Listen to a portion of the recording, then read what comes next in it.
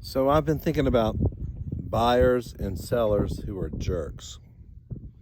It's hard, but it really goes all the way back to the preparation before you really get deeply involved with them. It's about that first meeting, that impression that you have, that you give them, and being so frigging prepared that they understand that the reason they're hiring you is because you know more than they do. They wouldn't hire you if they thought they knew everything. We know all those people that think they know everything. They're not going to hire us. It's the people that need us. And all we have to do is prove to them that we know more about what we're about to do, either selling or buying a home, than they do.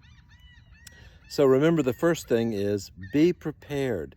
Your first impression has to just overwhelm them with your knowledge in a subtle way.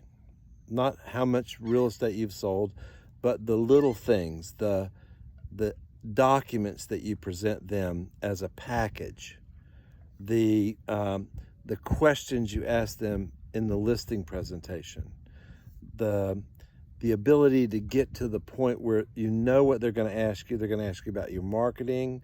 They're going to ask you about your commission. All these things, you know they're going to ask you. So get ready to let them know in advance before they ask the question. Tell them what you do, how you do it, when you're doing it, and why it's going to work.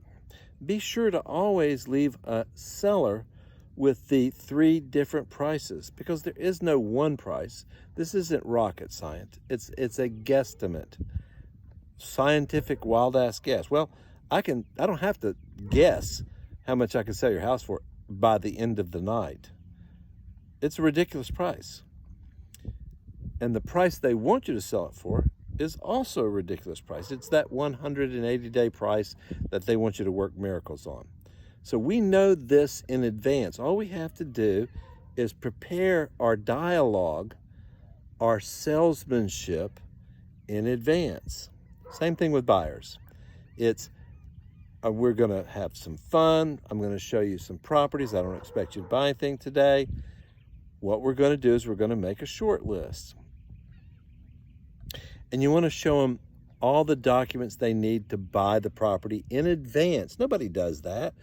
Separating yourself apart, showing them your professionalism, discussing contracts of sale before you show the first home, discussing agency and why there's going to be dealing with people that are representing sellers.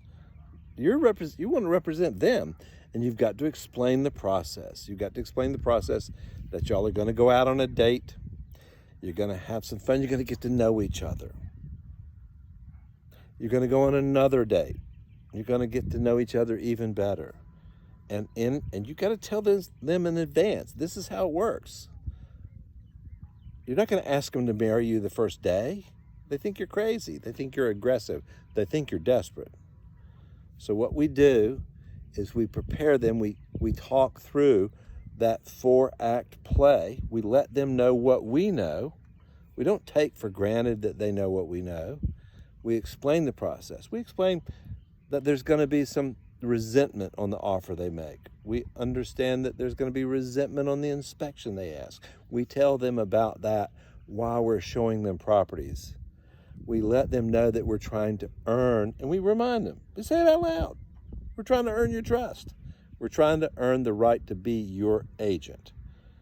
And we're explaining to them that every other person's property is listed by and represented by an agent that represents just them. And all we're trying to do is get to be that person that represents your client, the buyer. So simple. Do these steps. Show them how you save them money through your negotiating skills of making the seller pay the survey instead of the buyer. Demanding that there's a survey. There's so many things we can do to put them in a position where they must trust us.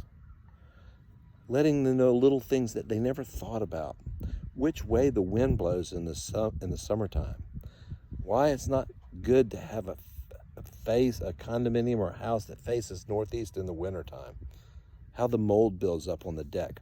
Little teeny things that make them understand that you know more than they do. And I can promise you, there'll be no jerk sellers. There'll be no jerk off buyers. They'll be begging you to give them more. Anyway, that's my second lesson. Bye.